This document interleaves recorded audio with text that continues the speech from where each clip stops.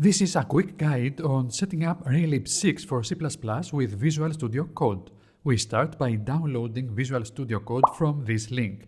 It is free, fast and powerful.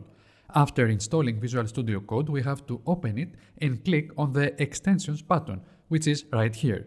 We search for C, C++ and we install the C, C++ for Visual Studio Code extension by Microsoft. This extension will allow us to use C++ with Visual Studio Code. Visual Studio Code is a code editor, so it does not contain a compiler and a debugger. That's something we have to keep in mind, because we're going to need both a compiler and a debugger. Now let's download the Raylib library.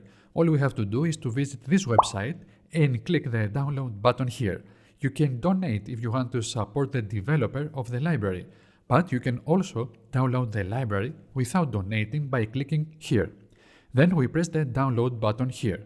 When we run the downloaded file, we get a warning from Windows. We have to click More Info and click on the Run Anyway button. Now the installation begins. After the installation is complete, in your C drive, you are going to find a Raylib folder where all the required files are located. This folder also includes a compiler and a debugger, so you don't need to install them separately. The last step is to visit my GitHub repository and download a template C++ project that uses the Raylib library. This sample project will help you get started at once.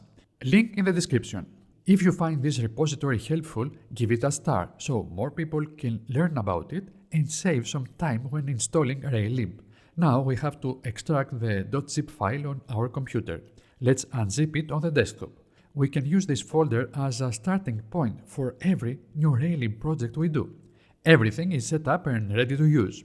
Now inside the folder we're going to find a main.codeworkspace file. We have to double-click it or open it with Visual Studio Code. We have to click Yes, I trust the authors button if prompted, and we are good to go.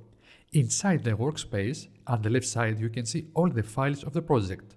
The source folder is where the files for this simple project are located. Just open the main.cpp file and press F5 on your keyboard to run it.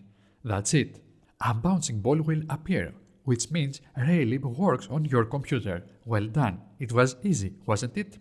Now you are ready to take the next step, so I highly recommend watching my Raylib introduction video, where we built a complete keyboard-controlled ball from scratch and learn the fundamentals of game development. It is the perfect next video to watch after this one. You can find it right here. Click on it now and let's keep building.